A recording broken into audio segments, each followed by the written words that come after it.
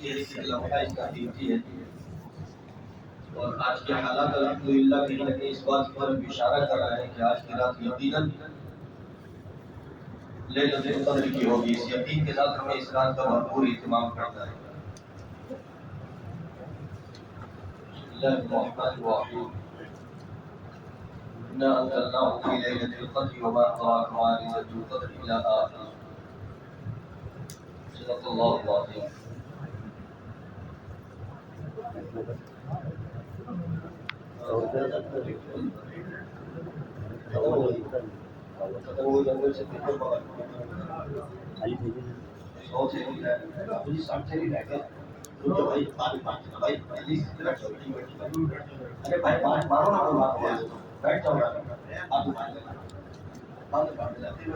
ایسے وہ ہوتا ہے وہاں سے 10 منٹ پیچھے یہ رات یقیناً بہت قیمتی ہے، اور ماشاءاللہ جمعہ میں بھی اس بات کے متعلق بات آئی۔ حامد قدر رات ہے، ایک رات کا بدلہ اللہ پاک 80 سال یا تقریباً 82 سال کے برابر عطا فرماتے ہیں۔ ہمیں اس رات کا بھرپور اہتمام کرنا ہے، اور اس رات میں اللہ پاک نے قرآن پاک کو نازل فرمایا، جو آج الحمدللہ تراویح کے اندر نماز کی حالت میں ہم لوگوں نے پورا قرآن پڑھا اور ہم لوگوں نے پورا قرآن سنا۔ قرآن کا پڑھنا بھی اعجاز کی بات ہے، اور قرآن کا سننا بھی اعجاز کی بات ہے۔ قرآن اللہ تبارک و تعالیٰ نے تمام تر کتابوں میں سب سے مقدس کتاب کو بنایا ہے۔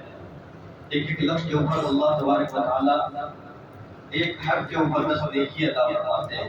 اور کتنے الفاظ ہیں اس کے اوپر کتنی ساری نیکیاں سننے پر بھی ملی ہوگی اور پڑھنے پر بھی ملی ہوگی۔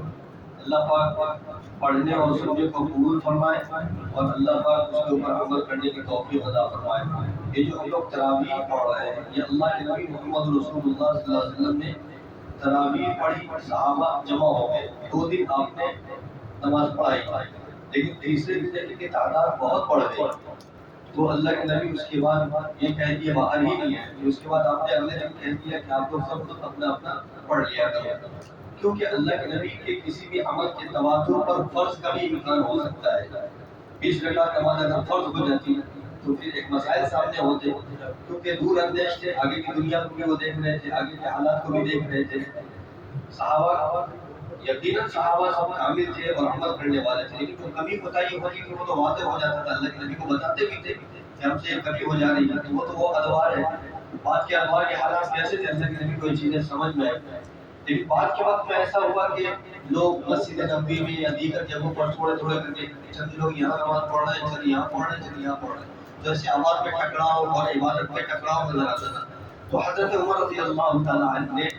اپنی موجودگی میں ایک امام کے پیچھے 20 رکعات علی الجماعہ آپ نے کروائی، یعنی حضرت عمر رضی اللہ تعالیٰ عنہ نے اس کام کو کروایا، اور اس وقت سے لے کر آج تک الحمدللہ اس کے اوپر راج۔ بہت ساری اختلافی باتیں سامنے آتی ہیں کہ 8 ہے 20 ہے، یہ سب اختلاف میں پڑھنا نہیں ہے، ہمیں نماز پڑھنا ہے، اور یہ چیز ثابت ہے، اور ہمیں اس چیز کو جو ہے مکمل کرتے رہنا ہے۔ آج الحمدللہ ہم لوگوں نے قرآن پاک مکمل کیا ہے۔ حافظ صاحب نے ماشاءاللہ بہت شاندار پڑھا۔ میں حافظ صاحب کے لیے صرف ایک جملہ یقینی طور پر کہنا چاہتا ہوں کہ دیکھیے نعمتیں 2 ہیں، ایک ہے قرآن کا پڑھنا اور ایک ہے آواز کا ہونا۔ آواز انسان کے اختیار میں نہیں ہے، آواز یہ اللہ کی نعمت ہے، ہر آدمی کی آواز ہے کہ ایسی نہیں ہوتی ہے، لیکن قرآن کو اچھا پڑھنا، قرآن کو اچھے سے یاد رکھنا، اس کو صحیح انداز میں پڑھنا، یہ بندے کی کوشش اور محنت پر ہے۔ جیسے اللہ تبارک و تعالیٰ نے سورت کو دے دی، لیکن سیرت بندہ محنت کر کے بناتا ہے، اچھا کام کرتا ہے تو اس کو خوبصیرت کہا جاتا ہے، یہ بندہ خوبصیرت ہے، خوبصورت بھی اور خوبصیرت بھی ہے۔ لیکن کوئی آدمی بہت خوبصورت ہے، پتہ چلا گالی بھی دے رہا ہے، پتہ چلا ظلم بھی کر رہا ہے، مار پیٹ بھی کر رہا ہے، برے کام کر رہا ہے، تو اس کو آدمی خوبصورت نہیں کہہ سکتا ہے۔ صورت یہ اللہ کے اختیار میں، سیرت پہ محنت کرنا یہ بندے کے اختیار میں۔ تو آواز یقیناً یہ اللہ کی نعمت ہے، اللہ پاک ہر بندے کو ایک جیسی آواز نہیں دیتے ہیں، آواز الگ الگ ہوتی ہے، لیکن پڑھنے کا انداز، اس پہ محنت کرنا، جدوجہد کرنا، کوشش کرنا، یہ بندے کے اختیار میں ہے۔ الحمدللہ حافظ صاحب کی آواز جو بھی ہے وہ سب آپ لوگوں نے سنا، لیکن قرآن پاک پڑھنے کا جو انداز ہے، ایک سب سے بڑی خاص بات اس کے اندر یہ رہی کہ قرآن جتنا بھی انہوں نے پڑھا اس میں الفاظ نہیں کٹے۔ میں الحمدللہ کئی حفاظ کے ساتھ میں نے جو ہے وہ ساتھ میں پڑھا ہوں، میں بھی سنایا ہوں، انہوں نے بھی سنایا ہے،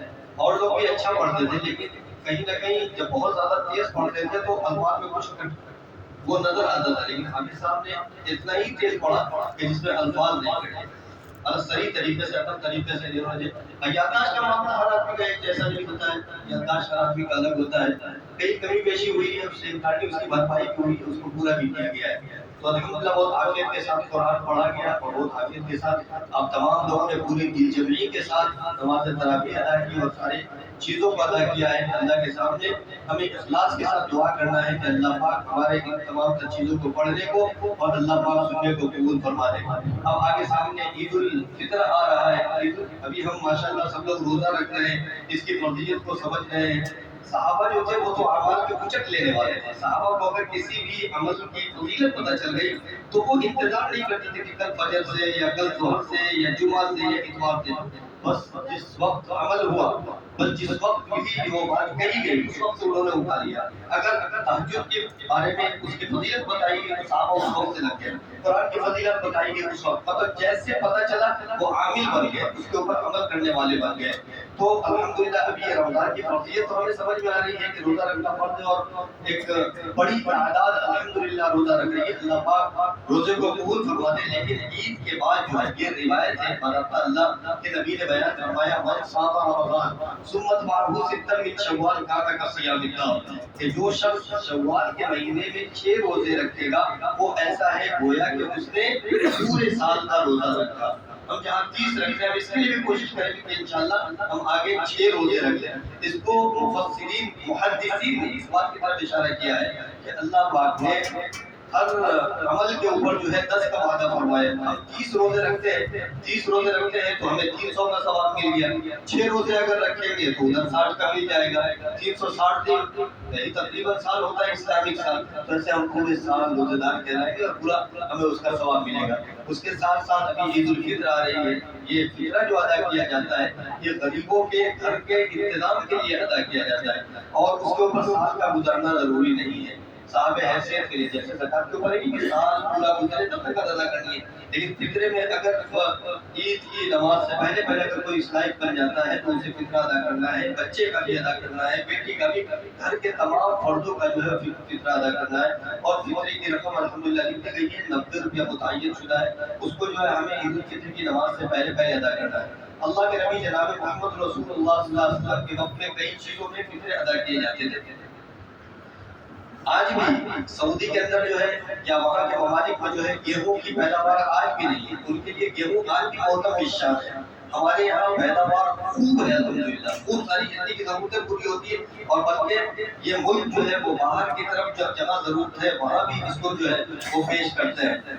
لیکن وہاں سعودی کے اندر جو اس وقت کھجور کی پیداوار بہت زیادہ تھی، اور کشمش کی بھی پیداوار تھی، اور جو کی بھی پیداوار تھی، تو وہ لوگ اس میں لگے، ان کے لیے گیہوں بہت اہمیت کا حامل تھا۔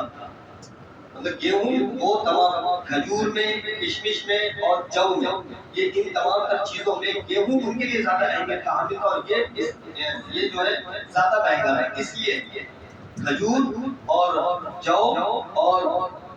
کشمش یہ تینوں 3.5 کیجی کے حساب سے ادا کرنا ہے، اور گیہوں جو ہے وہ تقریباً 1 کلو 71 گرام یا ایسے تقریباً 2.25 کلو کے قریب بنتا ہے۔ تو چونکہ دونوں کی رقم جو ہے اس کی رقم زیادہ تھی تو صحابہ اس کو زیادہ فوقیت دیتے تھے اور اس کو ادا کرنے کو کیا، لیکن ہمیں یہ کوشش کرنی ہے کہ ہم کھجور کی اگر ادا کر سکتے ہیں 3.5 کیجی کھجور کی جو قیمت بنتی ہے مارکیٹ کے اعتبار سے ہم اس کی ادا کر سکیں، کشمش کی اگر ادا کر سکیں، اگر ہم جو کی ادا کر سکیں، تو اس سے فائدہ یہ ہوگا کہ کسی غریب کا چولہا اچھا جلے گا۔ مالداروں کے لیے تو میں جمعہ کو بھی یہ بات مکمل اصح طریقے سے کہنے کی کوشش کی، اس کے لیے تو پورا سال ہی ہے۔ اللہ نے دولت دی ہے، نعمت دی ہے، یہ اللہ کا اختیار ہے، اللہ جس کو چاہے اللہ یبسط الرزق لمن یشاء ویقدر، اللہ جس کے ساتھ چاہے فراخی کرے، کسی کو اس کے اوپر کوئی اختیار نہیں ہے کہ بات کرے تب تک قبضہ کر سکے، تو ان کے لیے تو ماشاءاللہ پورا سال ہی وہ ہے کہ جب چاہے جس مال میں چاہے گھس جائیں، جس دکان میں اچھی سے اچھی دکان میں چاہے چلے جائیں، مہنگے سے مہنگا کپڑا حاصل کر لیں، روز کا روز چاہے تو اچھے سے اچھا کھانا کھائے، لیکن جو غربا ہوتے ہیں، جو اس لائق نہیں ہوتے ہیں کہ یہ تمام تر امور کو پورا کرے، اللہ نے یہ مال والوں کی ذمہ داری دی ہے، صاحب ثروت کی ذمہ داری دی ہے کہ ان کو بھی ایسی زندگی مہیا کرائی جائے۔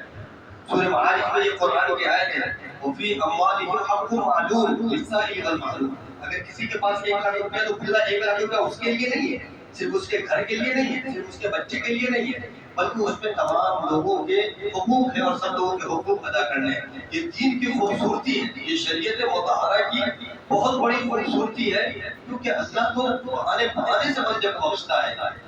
ہم جو اپنے بچوں پر خرچ کرتے ہیں، ان کی فیسز پہ خرچ کرتے ہیں، ان کے انتظامات پہ خرچ کرتے ہیں، ان کے جائز تمناؤں کو پورا کرنے کے اوپر جو اپنے پیسے خرچ کرتے ہیں، الحمدللہ اس کے اوپر بھی اللہ پاک صدقے کا ثواب عطا فرماتے ہیں۔ پوری فراخی کے ساتھ، پوری دلجمی کے ساتھ اپنے گھر کی ذمہ داریوں کو بھی پورا کریں، اور جو غربا ہے ان کو بھی اس چیز کو مہیا کرانے کی کوشش کریں اور ان تک بھی ان مالوں کو پہنچانے کی کوشش کریں۔ وقت بھی زیادہ ہو چلا ہے، اب جو بھی آگے کے حالات ہیں انشاءاللہ ہمارے انتظامیہ بھی اس چیز کو پورا کریں۔ اللہ پاک تیرے سے زیادہ ہوگی۔